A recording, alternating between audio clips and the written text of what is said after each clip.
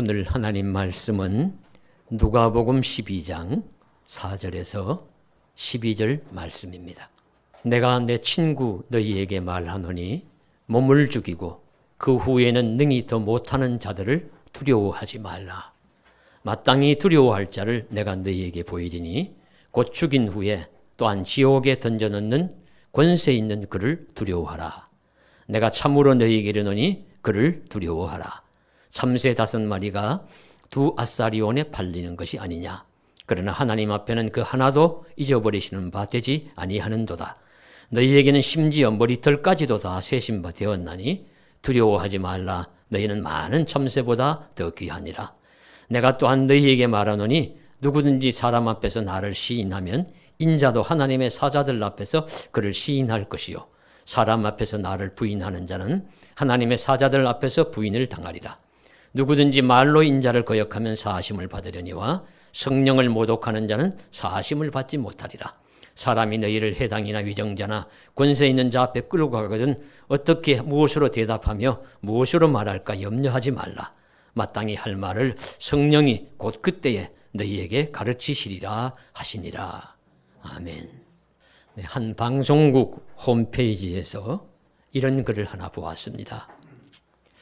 불안과 공포, 두려움을 과도하게 느끼는 한 남자가 있었습니다. 그가 의사를 찾아왔습니다. 그의 증상은 침대에 눕기만 하면 침대 밑에 누가 있는 것 같아서 잠을 못 자고 침대 아래에 내려가면 침대 위에 누가 있는 것 같아서 두려워서 견딜 수 없다고 하소연했습니다.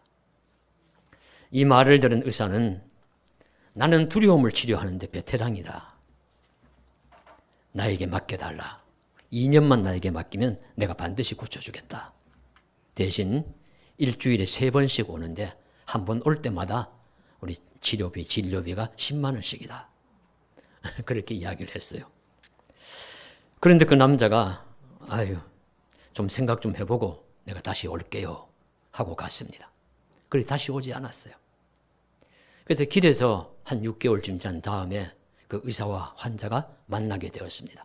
의사가 물었어요. 아니 왜 한 번도 오지 않았나? 그렇게 물으니까 그 남자가 하는 말이 당신은 한 번 갈 때마다 10만 원이라고 했는데 우리 집 앞에 목수가 단돈 1만 원에 나를 고쳐주었어. 그러는 거예요. 그리고 의사가 깜짝 놀라서 어떻게 그런 일이 있을 수 있느냐? 그렇게 물어보니까 목수가 침대 다리를 잘라주었지. 침대 다리를 잘라주니까 침대 아래에 누가 있을 이유도 없고 자기가 무서워서 침대 밑으로 들어갈 이유도 없고 하니까 저 두려움이 없어졌다 하는 이야기인데 이 글을 쓴 사람의 의도에는 병에는 약이 있고 문제에는 답이 있는 법이니 매사를 너무 어렵게 생각 말고 쉽게 생각하는 습관이 필요하다. 이런 설명도 덧붙여 놓았습니다. 그런 면이 있으리라고 보여집니다. 만사를 너무 어렵고 너무 과도 걱정, 근심 많게 생각하면 그래 두려움에 사로잡혀서 살아갈 수밖에 없고요. 또 쉽게 생각하면은 또 넘어갈 수 있는 문제들도 있으리라고 보여집니다. 그런 면이 있음을 인정하면서도 하지만 모든 불안과 두려움이 이런 간단한 처방만으로 해결된다면 얼마나 좋겠습니까? 현실은 그렇지가 않습니다. 실생활에서 사람들은 많은 두려움에 시달리며 삽니다. 두려움의 종류는 헤아리기 어려울 만치 많습니다. 어떤 사람은 고소공포증, 높은 곳에만 올라가면 다리가 후들후들 그래가지고 못 견뎌요. 평소에 대단히 용감한 권사님이 계셨는데 말도 강하시고 하는데 한번 어디 여행을 가서 케이블카 같은 케이블카가 아니고 이렇게 곤도라라 그러나요? 그걸 타는데 그 위에 타러로 올라가서는 다리가 후들후들 떨어가지고 나는 못 살겠다 내려가야 된다. 그래서 우리가 다 옆에 있는 사람이 당신처럼 용감한 사람이 이런 일에 그렇게 공포를 겪느냐 그걸 이상하게 생각하면서 웃은 적이 있습니다. 그러나 어떤 분은 그런 분도 계십니다. 어떤 분은 밀폐공포증, 사방이 막힌 곳에 들어가면 견디지 못해요. 어떤 분은 미래에 대한 공포증, 내일을 생각하면서 혹시 어렵고 힘든 일이 닥치지 않을까 두려워서 못 살겠다. 어떤 사람은 보복당하는 두려움, 어떤 사람은 천재지변이 다가올까 두려움과 공포. 많은 두려움과 공포가 우리를 지배하는 것도 사실입니다. 놀랍게도 이번 말씀을 준비하면서요, 성경에서도 인간이 거의 첫 번째 한 말이 무엇일까 보았는데 놀랍게도 두려움이라는 말이었어요. 우리 창세기 3장에 보시면 최초의 인간이 하나님이 먹지 말라고 하는 선악과를 따먹습니다. 따먹고 나서는 벗었음으로써 또 두려움을 느껴서인지 하나님께 잘못했다고 의식이 들어서인지 그들이 숨었습니다. 하나님이 찾아 나섭니다. 어디인지 아시지만 하나님이 다 알고 부르십니다. 아담아, 아담아, 내가 어디 있느냐? 이때 그의 대답이 무엇입니까? 내가 동산에서 하나님의 소리를 듣고 내가 벗었으므로 두려워하여 숨었나이다. 창세기 3장 10절에 보시면 내가 벗었으므로 두려워하여 숨었나이다. 인간이 문장으로 한 최초의 말이에요. 성경에서 나오는 최초의 말이 내가 두려워서 숨었나이다. 우리 이 말씀을 볼 때 두려움이란 것은 죄를 지은 인간의 본질적인 요소이구나. 실존주의 철학에서는 사람이 세상에 던져진 존재이기 때문에 불안과 두려움을 느낀다고 했지만 우리 성경에서는 인간은 죄인이기 때문에 죄로 인해서 두려움을 느끼며 살아간다는 것을 말씀하고 있습니다. 그렇다고 보면 우리가 두려움을 느끼는 것은 사실이고 이것은 피할 수 없는 그런 일이라는 것을 우리가 알게 됩니다.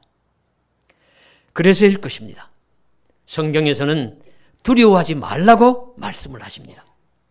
인간이 수많은 두려움 속에 시달리고 살아갈 때 하나님께서는 계시를 통해서 말씀을 통해서 선지자들을 통해서 두려워하지 말라, 두려워하지 말라 이렇게 말씀하십니다. 많은 다양한 사례, 다양한 두려움에 빠지는 인생에게 두려워하지 말라고 말씀하십니다. 오늘 예수님께서도 예수님의 공생의 시기에 말씀을 증거하시고 병자를 고치시고 해서 많은 사람들이 가는 곳곳마다 막 수없이 몰려들 그런 최절정기 시대임에도 불구하고 제자들에게 두려워하지 말라고 오늘 말씀하십니다. 그래서 이 말씀을 보면서 우리도 두려움에 떨고 있다면 주님의 두려워하지 말라는 말씀 의지하여서 두려움에서 해방되고 평안과 감사와 또 우리 은혜를 누리실 수 있기를 간절히 바랍니다. 그러면 두려움에 빠진 사람에게 그냥 두려워하지 마. 무조건 그렇게 이야기하거나 아니면은 또 두려워하는 사람에게 너 왜 자꾸 그렇게 두려워해? 이렇게 추궁하거나 하는 것은 큰 효력이 없으리라고 보여져요.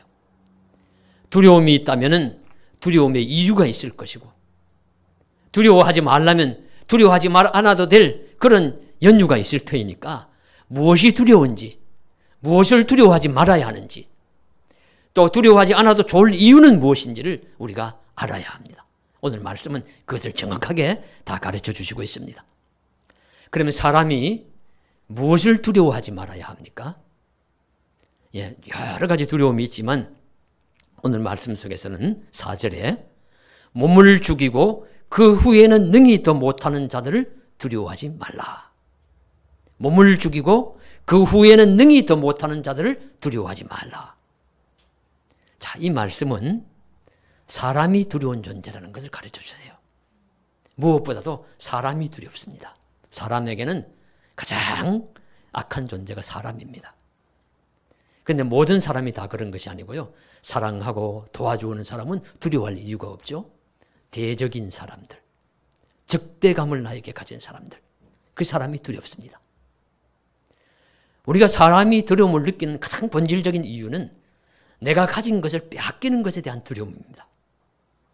내가 가진 생명을 빼앗기고 내가 가진 재물을 빼앗기고 내가 사랑하는 사람들을 빼앗기고 내가 가진 건강을 빼앗기고 무엇인가 내가 소중히 아끼는 것이 빼앗기는 것에 대한 두려움이에요. 그것을 가장 잘 빼앗을 수 있는 자가 적대적인 사람입니다. 물론 다른 것도 많이 있지만은 사람을 통해서 가장 두려움을 많이 느껴요. 그래서 오늘 말씀에서는 그런데 적대적인 사람, 너희에게서 무엇인가를 빼앗아가고 너희를 힘들게 하고 너희에게 고통을 줄 그런 사람들을, 대적인 사람들을 두려워하지 말아라. 그렇게 하나님은 말씀하십니다. 그리고 그 이유가 무엇이냐면은 그 사람들이 할 수 있는 것은 몸을 죽이고 그 후에는 능히도 못한다. 그들이 할 수 있는 최고가 뭐냐면 우리 목숨, 생명을 빼앗는 것이잖아요. 그런데 그거 이상은 더 못해요. 우리는 기독교인의 믿음은 그 생명으로 우리 모든 것이 끝난다고 보지 않습니다. 우리 영혼은 죽지 않는다고 우리는 봅니다. 우리 영원한 생명은 죽지 않아서 이 영원한 생명이 육신의 죽음 다음에 어디로 갈 것인가?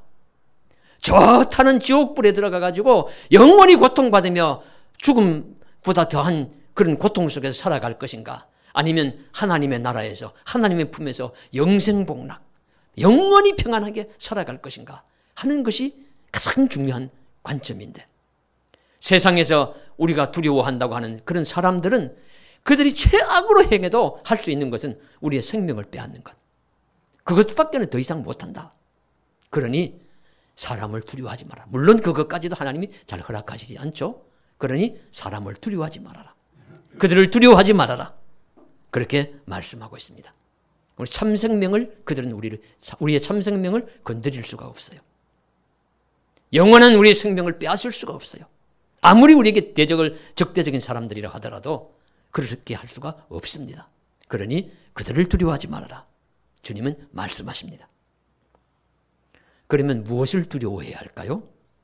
우리가 두려워해야 할 것은 무엇이겠습니까? 5절입니다. 마땅히 두려워할 자를 내가 너희에게 보이리니 곧 죽인 후에 또한 지옥에 던져넣는 권세 있는 그를 두려워하라. 내가 참으로 너희에게 이르노니 그를 두려워하라. 예, 분명하게 말씀해 주시죠. 정말 두려운 것은 지옥불에 들어가는 것입니다. 그것이 두려운 사실이고, 두려워할 자는, 그 지옥불에 넣을 수 있는 권세 있는 자는 그 하나님이시다. 정말로 우리가 두려워할 자는 하나님이란 거예요. 하나님은 우리를 보고 계시고 우리를 알고 계시고 우리를 권세가 있으셔서 지옥에 넣으실 수도 있고 천국에 보내실 수도 있습니다. 그런 권세 있는 자를 정말로 두려워할 자는 하나님이시다 하는 것을 우리들에게 가르쳐 주십니다. 잘 아셨죠? 예. 우리 세상에서 두려워할 자는 세상에 크고 권세 있는 자들이 아니에요. 그들이 할 수 있는 건 최악으로 그들이 행해도 우리의 육신의 생명 빼앗는 것까지가 최한도. 뭐 더 이상은 못해요.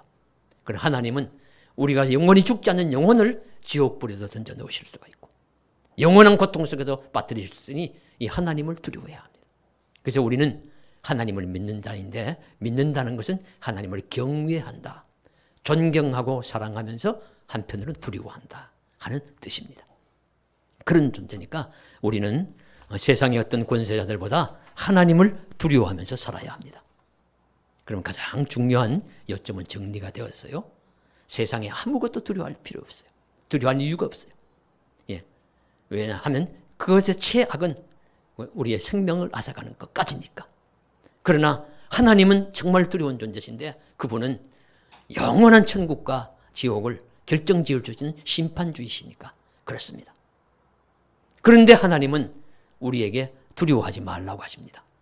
왜냐하면 그 심판하시는 하나님이 우리를 벌 주시기 위해서 우리에게 다가오시는 것이 아니라 우리를 보호하시는 하나님, 믿는 자를 사랑하시고 지켜주시는 하나님으로 다가오기 때문입니다. 그러니까 그 하나님이 우리에게 두려워하지 말라고 말씀하십니다. 하나님은 우리에게 사랑의 아버지로 다가오십니다. 구원의 아버지로 역사하시기 때문입니다. 세상에 우리 정상적인 아버지는 자기가 가진 힘을 자녀들을 때리거나 벌 주거나 하는데 사용하는 것을 자랑하지 않습니다. 그렇게 사용하지 않아요. 그 자기가 가진 힘이 있으면 가족을 보호하고 자녀를 보호하는 것에 그 힘을 사용하는 것을 매우 기쁘고 자랑스럽게 생각합니다. 세상의 아버지들도 그런데 하나님 아버지는 당연하지 않겠습니까? 그래서 하나님이 얼마나 자기 하나님이 사람들을 사랑하시고 잘 보호해 주시는지를 오늘 말씀은 잘 설명해 주시고 있는데요. 첫째는 6절에 보시면 참새 5마리가 두 아사리온에 팔리는 것이 아니냐. 그러나 하나님 앞에는 그 하나도 잊어버리시는 바 되지 아니하도다. 아니하는도다. 참새 5마리가 두 아사리온에 팔린대요. 두 아사리온은 옛날 그 시대의 동전의 명칭이라고 해요. 아사리온이. 그래 참새 5마리가 동전 2에 팔린다. 만일에 오늘날 우리 500원 동전이라고 하더라도 그저 우리 환산하면 참새 5마리가 우리 1,000원에 팔린다. 그런 뜻입니다.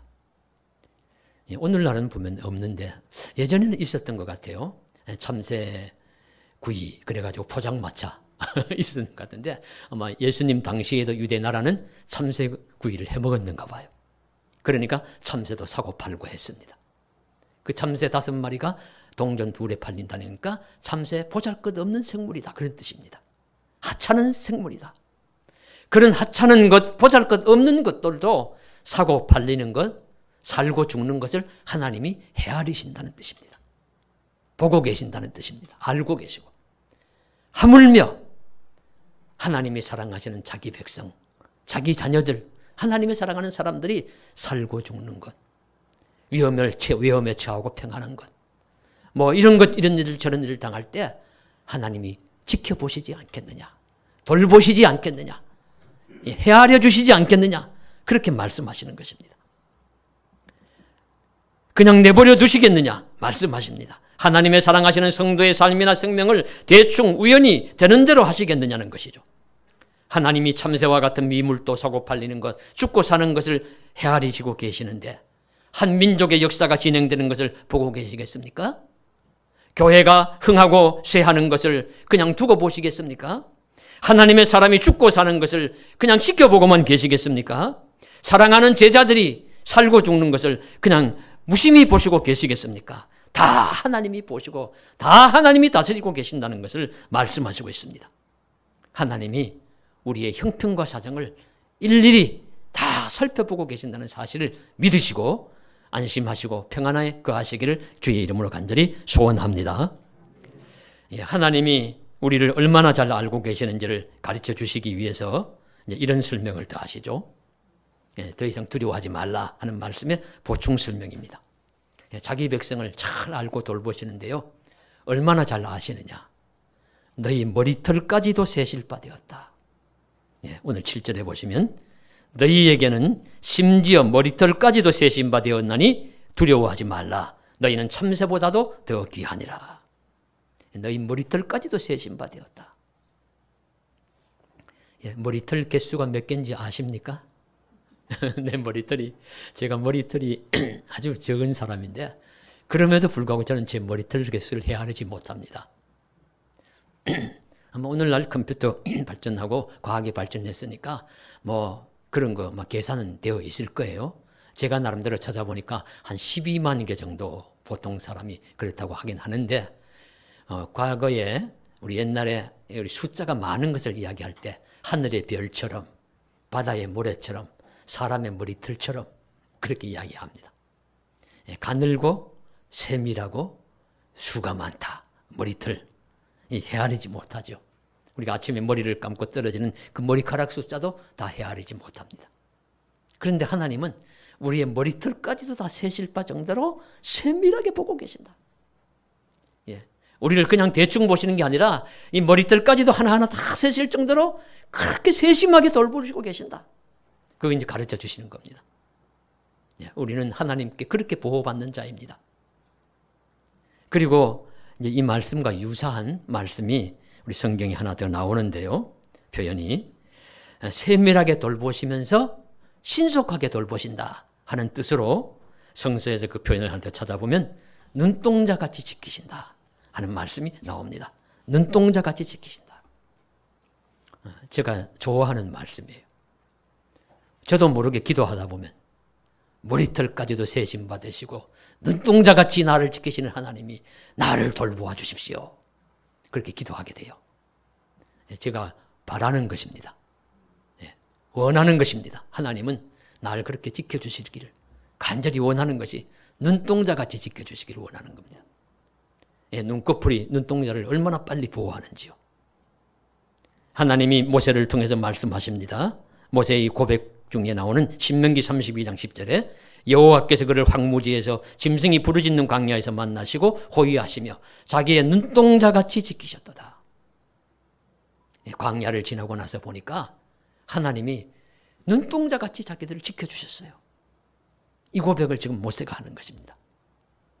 그리고 다윗도 인생사 너무 복잡하고 고생 많이 하고 힘들었는데 다윗의 시편 17편 8절에 이런 고백을 합니다. 나를 눈동자같이 지키시고 주의 날개 그늘 아래 감추사. 다윗도 똑같이 나를 눈동자같이 지켜주시고 주의 날개 그늘 아래 감추어 주셨습니다. 그 많은 사방의 대적에게서 나를 건져주셨습니다. 그래서 나를 머리털처럼 세심받으시고 눈동자같이 빨리 속히 보호해 주십니다. 그리고 머리털은 세밀하게 세심하게 알아보시고 돌보신다는 뜻이고 눈동자는 신속하게 돌보아 주신다는 뜻입니다. 그런 은혜가 저와 여러분에게 함께 하실 줄로 믿습니다. 성경에서 보시면 이처럼 머리털까지도 세실 정도로 세밀하게 눈동자를 보호하시듯 신속하게 자기 백성을 지켜주시는 이야기가 많이 나옵니다. 그 중에 이제 아브라함의 이야기만 하나 예를 들어보지요. 아브라함이 믿음의 조상임에도 불구하고 그도 약점이 있고 실수하고 허물이 있었습니다. 그 중에 하나가 무엇이냐면 자기 아내를 누이라고 속이고 이제 애굽 땅에 들어가고 우리 창세기 20장에 보면 그랄 땅에도 들어갑니다. 그 이제 그 이유가 뭐냐면은 이제 떠돌이로 방황하면서 살아가니까 낯선 곳으로 갔는데 그 성경에 보시면 그 안에 사라가 너무 미인이래요. 너무 미인이라서 주변의 사람들이 이 사라를 차지하려고 아브라함 자신을 죽이고 아내를 빼앗아 갈까봐 그 자신은 죽임을 당하고 재물도 빼앗기고 아내도 빼앗기고 할까봐 그게 염려되고 걱정이 되어서 나는 당신 오빠라고 하고 당신은 내 누이 동생이라고 하자. 이러고 지금 이제 낯선 곳에 들어간 겁니다. 애굽에도 들어가고 그랄 땅에도 들어가고 두 번이나 반복해서 나와요. 아니나 다를까 가니까 애굽 사람들이 사라를 보고 그 인물의 미모에 반합니다. 야, 세상에 절세 미인을 보았노라. 성경에 뭐 절세 미인이란 말은 안 나오지만 제가 좀 첨가해서 말씀드리면 이렇게 이제 막 보고서는 그 소문이 왕에게까지 들어갔죠. 그걸 왕이 불러냅니다. 사라를 누구냐 어떤 관계냐. 누이와 오라비 관계입니다. 그래? 그러면 나의 아내가 되어도 좋겠네? 하고 데리고 가는 거예요. 그냥 두었으면 가정도 잃어버리고 다 이제 끝날 파탄이 날 그런 지경인데 하나님이 바로의 집에 재앙을 내려요. 우환이 들게 해요. 깜짝 놀라서 왜 이런 일이 갑자기 일어나지? 새로 특별한 일을 한 것이라고는 새로운 그 여인을 데리고 온 것밖에 없는데 그래서 다시 아브라함을 추궁하지요. 정말로 어떤 관계냐? 사실은 우리가 부부 관계입니다. 왜 거짓말 했느냐? 나를 죽이고 빼앗아 갈까봐. 그럴 리가 있느냐? 내가 하나님께 벌을 받을 뻔했다. 그래서 하나님이 적시에 신속하게 세밀하게 돌보아 주셔서 아브라함과 그 사라를 지켜주시고 그 가정에 오히려 더 많은 재물로 그 후사를 해서 내보내는 장면이 나와요. 그랄 땅에 가서도 마찬가지입니다. 아비멜렉. 그때는 아비멜렉이 하나님이 꿈에 나타나셔가지고 손대지 말아라. 그렇게 말씀하시죠. 하나님이 지켜주시는 겁니다. 인간이 허물이 있고 약점이 있고 혹시 하나님의 말씀을 다 지켜 순종하지 못해도 하나님이 자기 백성을 이렇게 머리털까지 세심받을 정도로 눈동자같이 지켜주십니다. 아브라함은 낯선 곳을 다니면서 두려움이 많았던 것도 같습니다. 그래서 하나님이 우리 창세기 15장 1절에 아브라함아 두려워하지 말라. 나는 내 방패여 너희 지극히 큰 상급이니라. 나는 내 방패다. 너희 지극히 큰 상급이다. 이렇게 약속하시고 그 약속을 지키시기 위해서라도 하나님은 자기 백성 아브라함을 돌보아 주십니다. 아브라함뿐이겠습니까? 아브라함뿐만이 아니라 다윗에게도 그리고 모세에게도 다 지키시고 인도하십니다. 우리의 광야 같은 인생길에도 하나님이 머리털처럼 세밀하게 돌보시고 눈동자같이 위험한 가운데서 위험한 가운데서는 지켜주실 줄로 믿습니다. 예. 그러면 이 두려워하지 말라는 말씀이 성서에 몇 번이나 나올까요? 예. 차동엽 신부의 책에서 제가 보니까 이런 이야기가 하나 나왔습니다. 어떤 분이 감옥에 들어갔는데 성경 말씀을 읽다가 은혜를 받았어요. 그 은혜를 받아서 성경 말씀을 열심히 읽는데 가만히 읽다가 보니까 두려워하지 말라는 말씀이 많이 나옵니다. 그래서 몇 번인가 세어보았대요, 그분이. 세어보니까 공교롭게도 365번이 나오더랍니다. 그래서 365번이 나와서 해석을 하기를, 하나님이 하루에 한 번씩 우리에게 두려워하지 말라 하시고 우리를 위로하시고 격려하시는구나. 네, 그런 이야기가 나옵니다. 정확하게 몇 번인지는 알 수 없지만은 그렇게 깨닫고 옥중생활을 이겨낸 사람도 있듯이 하나님은 두려워하지 말라는 말씀을 많이 우리에게 해주십니다. 신약성서에도 보시면 예수님이 제자들에게 풍랑치는 바다를 걸어가셔서 그 흔들리는 배 속에 있는 제자들에게도 두려워하지 말라, 내니 두려워하지 말라 그렇게 말씀하십니다. 또 예수님이 그저 이 세상을 떠나실 때가 되었을 때 고아와 같이 남는 제자들에게 두려워하지 말라, 아버지를 믿으니 나를 믿어라, 내 아버지 집엔 거할 곳이 많다 하시면서 또 두려워하지 말라고 말씀하십니다. 믿음이 좋은 사도 바울도 이곳저곳 전도하면서 마음에 두려움이 있었던가 봅니다. 그래서 고린도에서는 하나님이 현몽하셔서 말씀하시기를 두려워하지 말라, 이 성에 내 백성이 많으니라 하시면서 위로하시고 격려하십니다. 배를 타고 로마로 갈 때에 유라굴로라는 강풍에 시달려 보름 동안 먹지도 자지도 못하고 온 사람들이 다 구르며 다 죽었다고 생각할 때 하나님이 나타나셔서 이 사람들의 생명을 내게 주었으니까 한 사람의 생명도 아무 손상도 없을 것이라 두려워하지 말아라 하나님 말씀하십니다. 오늘날 우리 인생길에도 찾아오셔서 두려워하지 말라고 말씀하실 것입니다. 지켜주실 것이다. 머리털처럼 세밀하게 눈동자같이 신속하게 돌봐주실 것임을 믿고 우리에게 용기를 주시면서 살아갈 힘을 주시면서 두려워하지 말고 평안을 주시리라고 약속하시면서 우리에게 힘 주시면서 도와주실 줄로 믿습니다. 오늘 말씀의 상황에서는 실제로 제자들이 핍박의 시대에 끌려갔을 때, 그렇게 죽임이나 이런 삶의 위협을 당했을 때 두려워하지 말라는 말씀과 함께 어떻게 살 것인가를, 처신할 것인가를 당부하는 말씀으로 끝을 맺습니다. 간략하게 제목만 말씀드립니다. 이런 자세로 살아가라는 것이죠. 어떤 경우에도 사람 앞에서 예수님을 시인하라고 하십니다. 사람 앞에서 예수님 모른다고 하지 말라는 거예요. 하나님이 지켜주시니까. 설사 시인하다가 그런 로마 시대에 지금 공산당이 있는 그런 악한 정권의 속에서 죽임을 당하고 감옥에 간다 하더라도 그것까지밖에 못하고 영원한 생명은 손대지 못하니까 아무 염려하지 말고 하나님, 예수님 시인해라. 두려워하지 말아라. 그렇게 말씀해 주시는 겁니다. 그 다음에 두 번째는 혹시 살아가다가 두렵고 힘든 일이 있어서 예수님을 거역할 때가 있을지 몰라요. 아이고, 난 예수님 잘 모르겠어요. 아유, 난 믿음 생활 잘 못해요. 이럴 때 하나님께서 그럴지라도 용서해 주지만 성령은 거역하지 말아라. 성령은 모독하지 말아라. 그렇게 말씀하십니다. 무슨 말씀이냐면은 성령은 믿음 생활의 가장 근본이에요. 성령으로 아니하고는 우리가 예수님을 주라고 시인할 수 없다고 말씀하셨습니다. 그러니 우리 속에 우리가 그냥 맨정신으로 맹숭맹숭하게 살아가는 것 같아도 저와 여러분에게는 성령이 지금 임재하고 계십니다. 그렇기 때문에 오늘 이 예배의 자리에 나왔습니다. 우리 입술로 주라고 예수님을 주님이라고 부릅니다. 우린 천국 갈 것이라고 믿습니다. 성령이 함께 계심을 분명히 믿으십시오.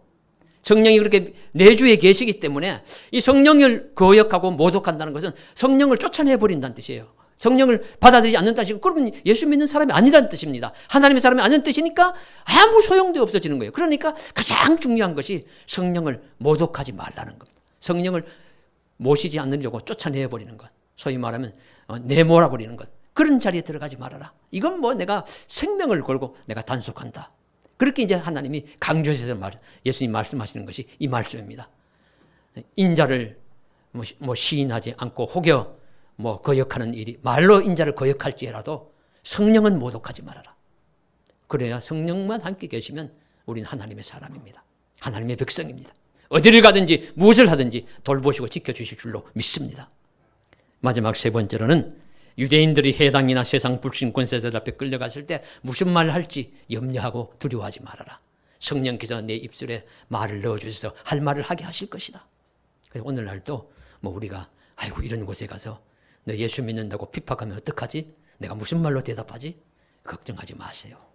오늘 말씀대로 하면 성령이 가르쳐 주실 것입니다. 사람의 말로 더듬더듬 잘 못하더라도 하나님은 다 이해하실 것입니다. 사람 말 잘한다고 능력 있는 건 아닙니다. 말 잘한다고 권세 있는 건 아닙니다. 말 아무리 청산유수처럼 아무리 못해도 더듬어도 하나님이 힘 주시고 권세 주시면 능력 있는 말씀이고 생명의 말씀이 될 수 있습니다. 우리가 그 말씀 믿으시고 우리 모든 유대인들이 해당이나 세상 불신 권세자들 앞에서 무슨 말을 할까 두려워하지 않을 수 있기를 간절히 바랍니다. 우리는 오늘날 신앙의 자유가 있는 시대를 살아가고 있습니다.